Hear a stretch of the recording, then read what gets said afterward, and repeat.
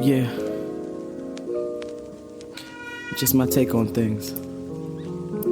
My answer to number 2. Guided discovery. Identifying, challenging your beliefs. Reframing your mind, negative thoughts release. Those cognitive distortions decrease until they cease. Let's go. Guided discovery. Identifying, challenging your beliefs. Reframing your mind. All right, we're recording.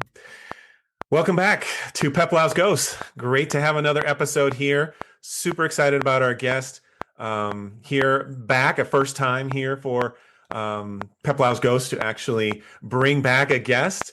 But before I get to that, maybe create a little suspense here. I am continued to be joined by Dr. Melissa Chapman-Hayes and Dr. Kate Molino, who we will call probably a little bit in this podcast West Coast Kate. And maybe that's a little sneak peek on who we've got back. But it's exciting to have Dr. Kate Wheeler, who I will say I lovingly call my East Coast Kate. So thank you, Kate, for coming back to talk on Peplow's Ghost.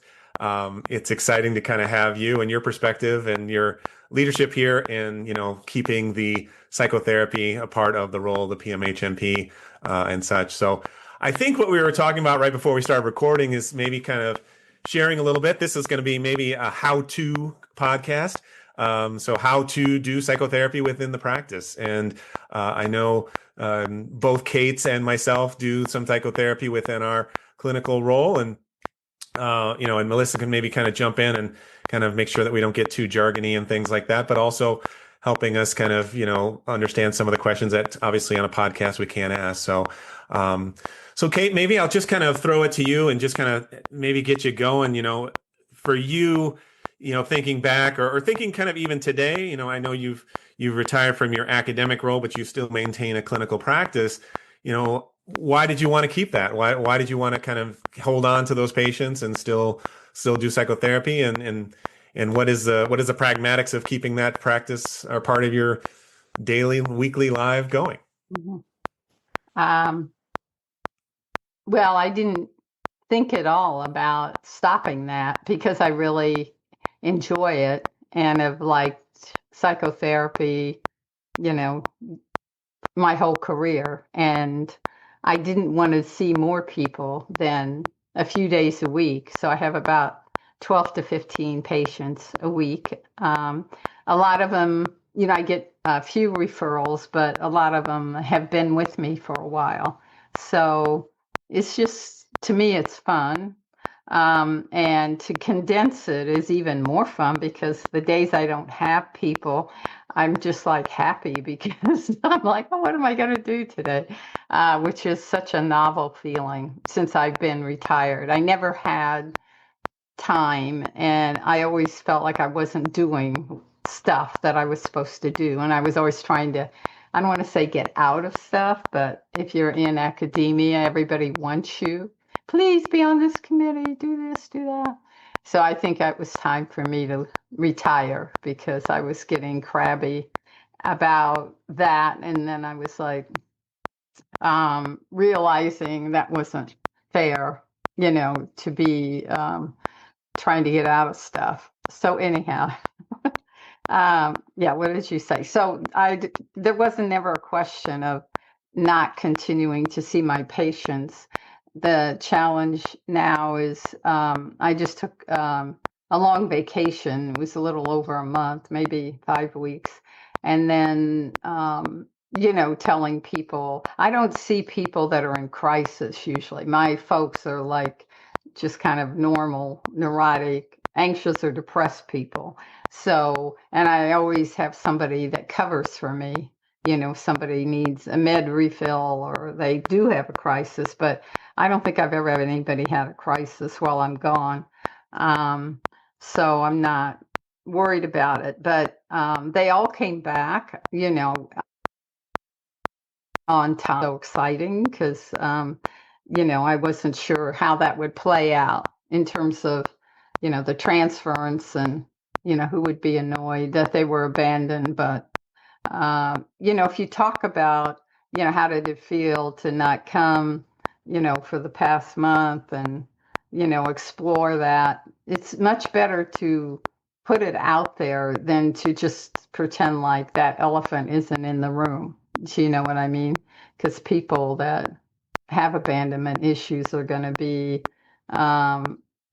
feeling that. So that's always interesting. Not that you have to apologize for it, but I think getting their take on the whole thing. And most people were like pleased that they did so well, and nobody quit because of it.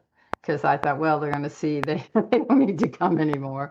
Hell with you. But they all hung in there, and there was not a problem. Yeah. So That makes me remember one of my mentors that retired recently. She said she knew it was time to retire because she was on a plane and had started somebody on Depakote, and the patient was calling her urgently to try and get that something about the medication that was having a side effect or something. She was like, okay, that's too much and time to go. So I think that kind of speaks to that. You get a little cranky and, just kind of done with things. But maybe talk more about that, because I think that's one of those sticky things in practice too. When we want to take vacations, self-care is very important.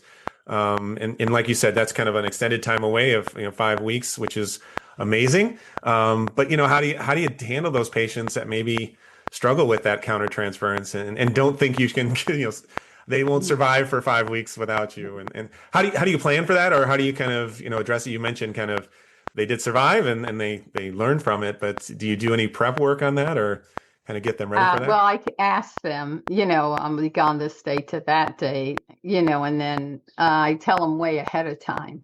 And then, reminding them again and asking them how they feel about it. And when I was in analytic training, most of the analysts always took August off. So it was just like not a question.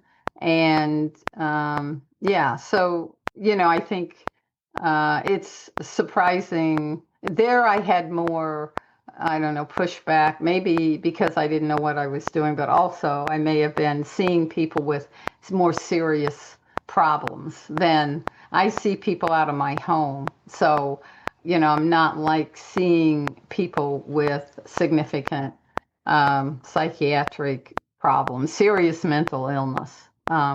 So that probably makes a difference too. Where I was in analytic training, I was just seeing, folks that came into the clinic, and some of them with, big attachment disorders. So I think that probably made a difference too. But I think preparing people and just using their response as kind of grist for the mill. What are they saying about it, and tell me more about how you feel, and not to be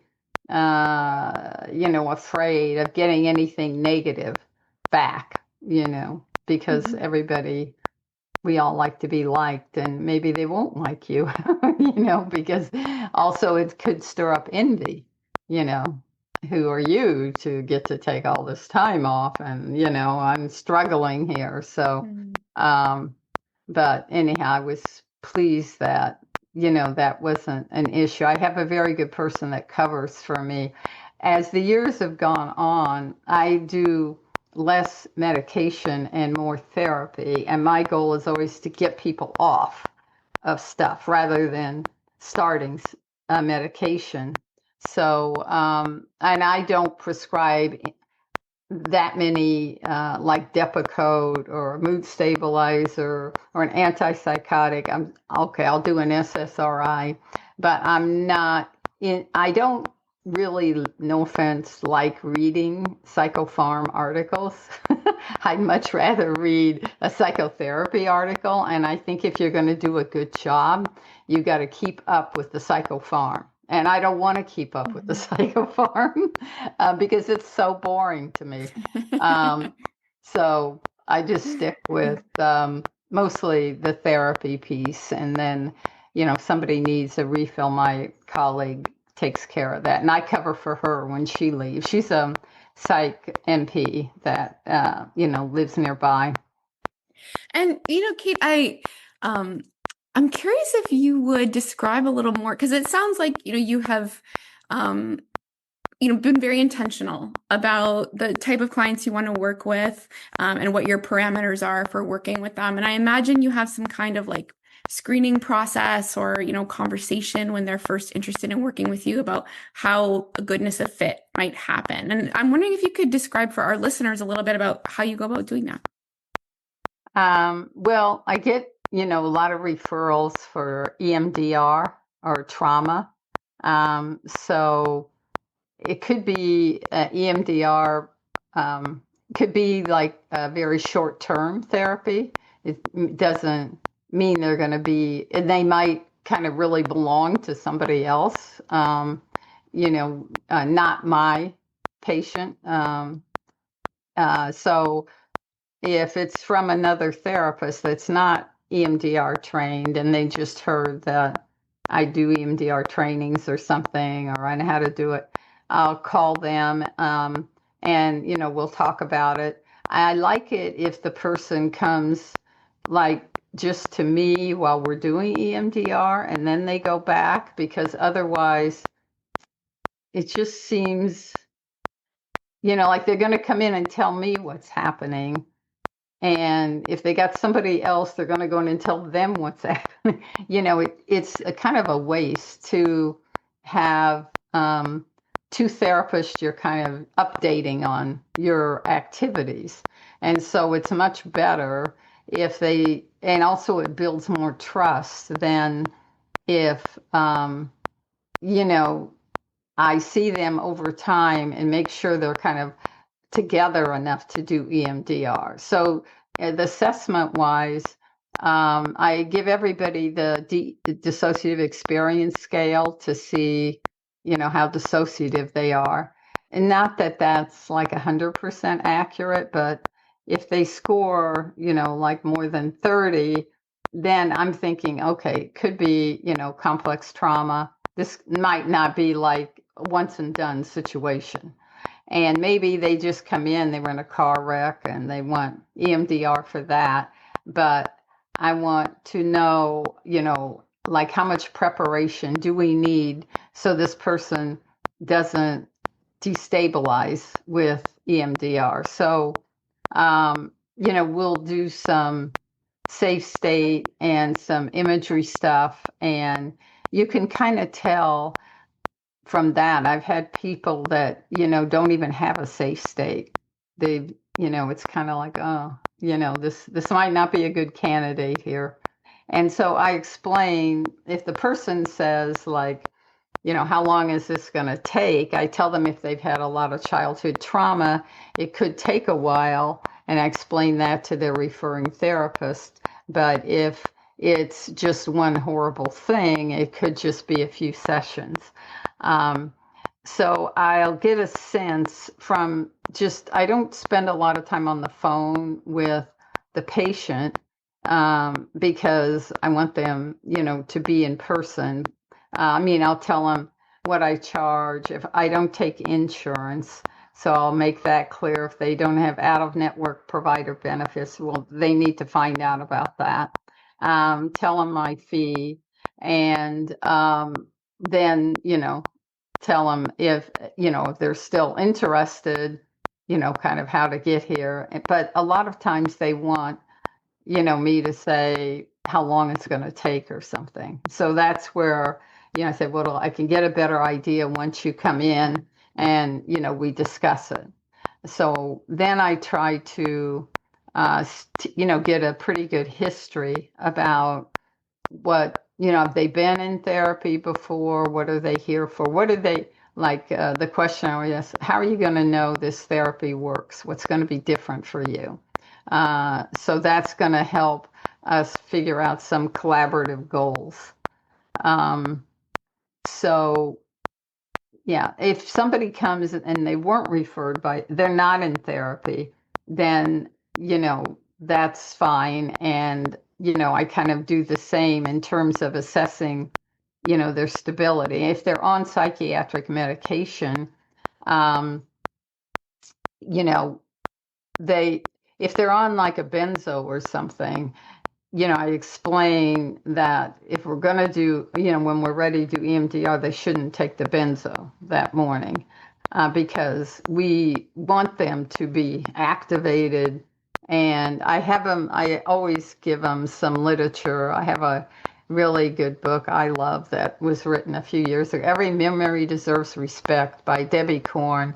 And she wrote it with a guy that's a photojournalist. So there's some fabulous pictures. And it's like you could read it in an hour. So I'll recommend that if they're interested in, because the guy the photojournalist was the patient. And Debbie Korn then writes, after he says his thing in one chapter, she then explains kind of what's going on. So it's like this, dog and pony show thing that is so engaging, I think.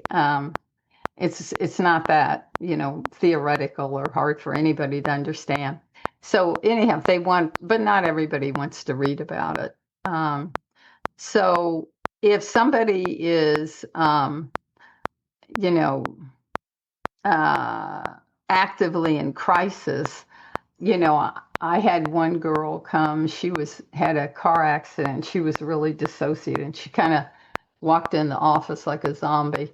And normally I don't see people that dissociative, but she was a friend of mine knows this girl's mother. And so my friend told me about her, and I thought I could work with her because, of the supportive family she had. And she had been a daughter of a bipolar mom who kind of completely ruined this girl as a child. Not on purpose, but, she was really raised under adverse circumstances. So anyway, I kind of knew the family history from my friend who was friends with them. And so she, it was a matter of she was in really dorsal vagal shutdown, totally zombie-like. And it took a while to get her activated, but there was some trust there between me because of my friend and this family. So anyhow, she, I don't know why I'm talking about her, but she was I think because she was so bad off, I was like, oh my God. So she got much better, and I worked with her, every week, probably over, it might have been a year. And she eventually, she was phobic of driving after she, came to from the accident. So we worked on that. And she eventually bought her own car, and she's like spiffing around in this nifty car. So it was really fun to see her come alive and come into her own as her own person. And yeah. So that's great. And I know, Kate, you've got a lot of expertise in doing EMDR. You've done some training, and if anyone's interested, definitely look Kate up. She can still, connect you with someone to kind of get that EMDR training. So I love the kind of the formalized, kind of just really focused on trauma, and that's kind of where your therapy is really kind of taken you. I'm actually kind of a little curious. I know I'll call her West Coast Kate.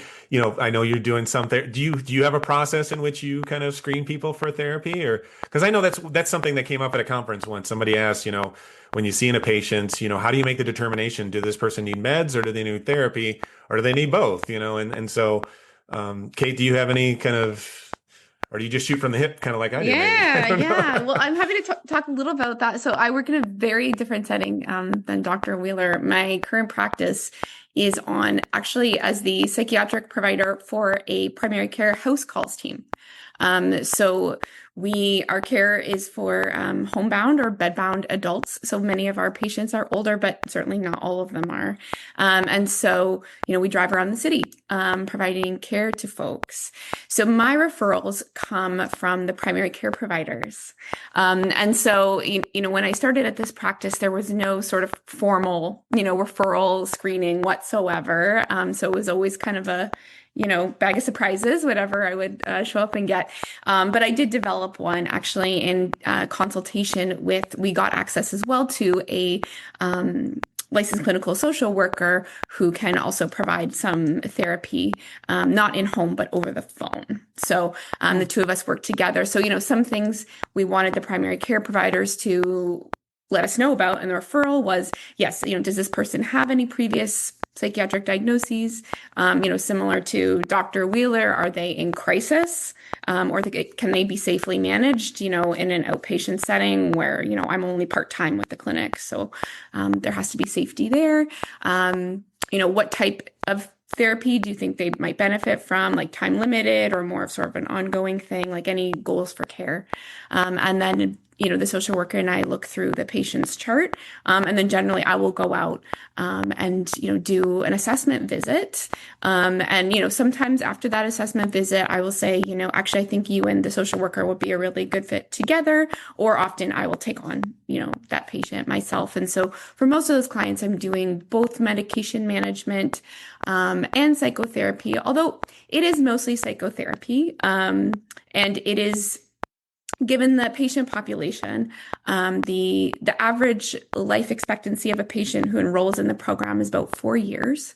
So it's a lot of like narrative therapy, ACT, some CBT, but, people are facing end of life and some, existential type of issues. So, I've had lots of patients say to me like, well, I don't know about therapy. I don't want to talk to you about my mother. I'm 92 years old. That's old, and I say, well, we don't have to. It's, there's lots of ways that we can work together. So, so that's a very different type of, I think, screening and practice when your referrals are coming from, very particular source. Yeah, you're sort of like right at the, thick of it there, trying to figure out, what's going on, where I kind of have people that, I feel like they're not, I'm not like thrown into these situations, trying to figure it out. Sure. Yeah. And then Dan, I think you're kind of somewhere in the middle, maybe. Yeah, maybe. I mean, I was just going to say that reminiscent therapy is, I did some work in a nursing home once, and that's so rewarding. So you don't need to talk about mother and get all Freudian on people, but yeah, it's so fun to kind of just bring that and really kind of support their positivity and things. But yeah, my practice is more, we call it a hospital-based clinic. And so yeah, thinking about, what is my, screening process, it's probably just at this point, just because of my time and limited, I'm only seeing patients about a day and a half a week. It's just that I'm not getting a lot of referrals because I just can't, maintain those kind of patients and getting a lot of referrals. But it really becomes down to kind of, a therapist walking down the hall and saying, hey, I've got somebody interesting. And like, oh yeah, sounds good. So, that's a real formal, a very highly evolved kind of screening process. Unfortunately not. But it kind of works, and it gets into, I think we've said this before in the podcast, and, kind of my bend, I guess, is always that everyone needs therapy. I mean, why wouldn't you do therapy?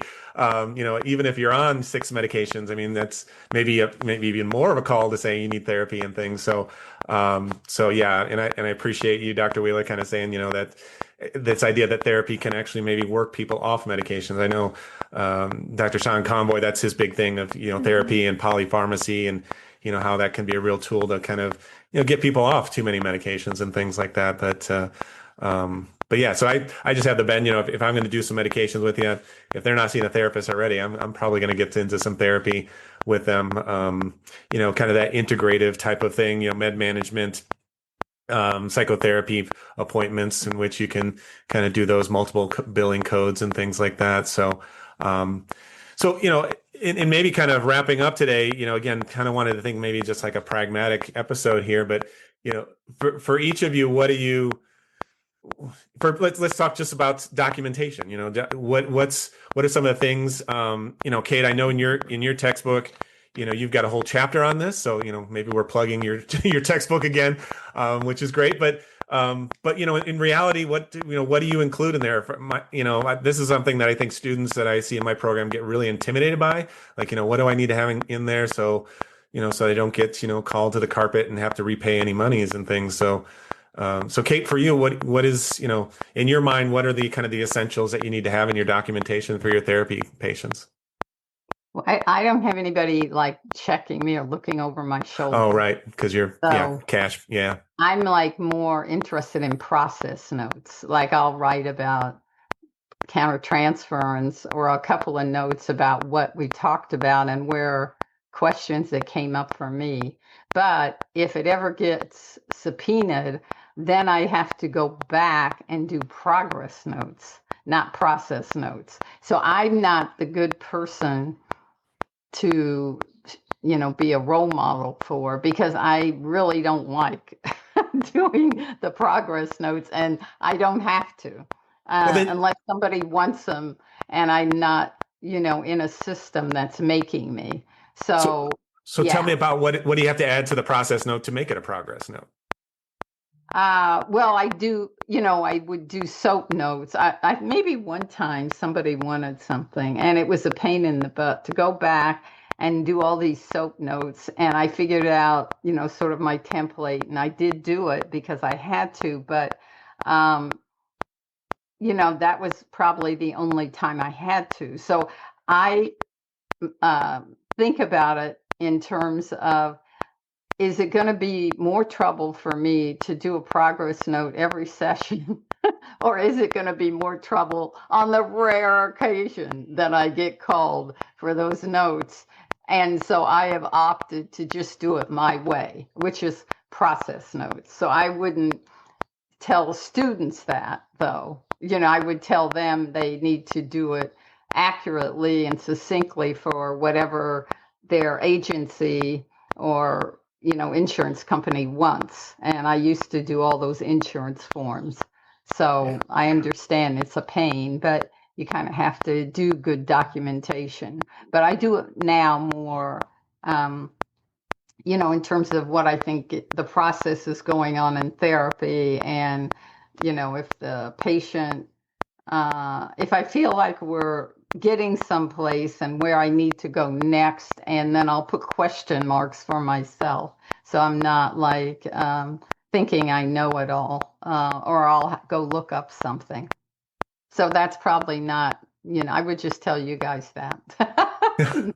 No, I appreciate it. I think that's one of those things. Again, I always try to tell my students it's not as intimidating as you think it is. Again, I think writing a note for medications is obviously much more intimidating. I think, much more detail on the medical processes, review of systems and things like that. That's just not required, I don't think, for those kind of psychotherapy notes. So maybe I'll turn it to West Coast, Kate. What do you think? What do you have you in your notes that make it a therapy note, and what do you add to that? Yeah, well, I'll touch wood because it hasn't bounced back to me yet. But so far, what I include is, time spent, obviously, the types of therapy or therapeutic techniques that I'm using during this session, generally the topics that we are discussing without going into detail, which I think can be, a bit nuanced maybe for students, but I think vague is better for those billable notes. And then, of course, you do have to assign a diagnosis in order for it to be paid for. So, if you can outline any types of changes and symptoms, that would be sort of a brief sentence or two. So I agree with Dan. I think the onus is much less on a therapy note. Yeah, and I totally agree. I think the big thing that catches people that usually I don't put, well, it depends on the medication note. Sometimes people do put time, but that is I think essential because again, those codes require you to put how much time you're spending with a patient. Where EM codes you can bill by degree of complexity, and so you don't always need the time. So I think if that's a burden, then that's something that people have to get used to. The thing I always try to focus on too is trying to kind of, in most senses, I try to kind of, and again, not always super great on this, so please don't audit my notes, but it's, I try to have a focus of how long this treatment's going to be. So, this isn't like forever treatment, this isn't, I'm not going to see him for 5 years, or at least that's not what I'm planning on when I'm writing the notes. So I'm kind of trying to reflect that they're going to achieve this goal within, 6-8 sessions, and then maybe make another goal to work on for another 6-8 sessions. So that's besides what you said, Kate. Yeah, that's kind of the only other thing I think with my note. And again, for me, that's really easy just to kind of layer into an EM code, an EM note. And so, so again, I again hope that's, you know, something that I try, and I'm happy to share those kind of things. If anyone's listening, want to kind of reach out, you know, kind of my template of what I use. I think like you, Kate, I haven't been called on the carpet yet, so haven't been, and sometimes I do hear that. I mean, I don't know. I mean, I actually was having a psychiatrist who was using a lot of, you know, EM codes with psychotherapy and got audited and had to pay back a bunch of money. So I do, you know, there is kind of, you do have to follow some format if you're billing insurance, because they will kind of look at you. And I know I've talked to people at the University of Illinois, Chicago. They've had kind of random audits through different insurance companies. They see a lot of codes. They see a lot of those 90833s, that add-on code for psychotherapy. They see a bunch, and it was strange because they saw it not just for one provider, but like the whole clinic was doing it. And so, so they kind of swept in and kind of did this whole, you know, making sure that they are documented, and they were, of course. It's just, you know, and I don't know, not to bash on insurance companies too much, but you know, it's a scare tactic to kind of, you know, make sure we stay in our lane, which I don't think PMHNP stay in their lane very well. So but that's a good thing, I think. So, yeah. So, well, we're coming up on time. Melissa, I felt like we kind of left you out there. Is there anything that you're wondering, or this conversation has got you thinking about? I can't speak to the practice, so that made sense to me. I feel like I was a listener today, and that is okay. I think hearing about, you know, why a practitioner might not go through insurance, which I kind of knew from friends who have also made that decision, is helpful though. And what goes on the back end. So I appreciate the conversation today. Thank you all.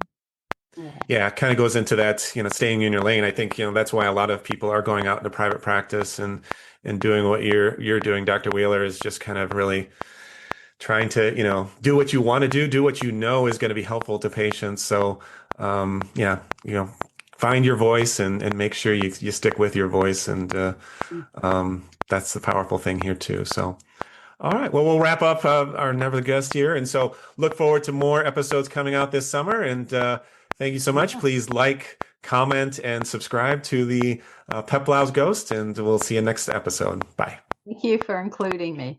Thank you, Dr. Wheeler. Take care. Bye. Global labeling, emotional reasoning. Too much salt like this, too much seasoning. They feel it, therefore it's true. Work hard until those thoughts are finally leaving, so you can be you. They feel it, therefore it's true. Work hard until those thoughts are finally leaving, so you can be you. Guided discovery. Identifying, challenging your beliefs. Reframing your mind, negative thoughts release. Let it go. These cognitive distortions decrease until they cease. Yeah, guided discovery. Identifying, challenging your beliefs. Reframing your mind, negative thoughts release. Let it go. These cognitive distortions decrease until they cease.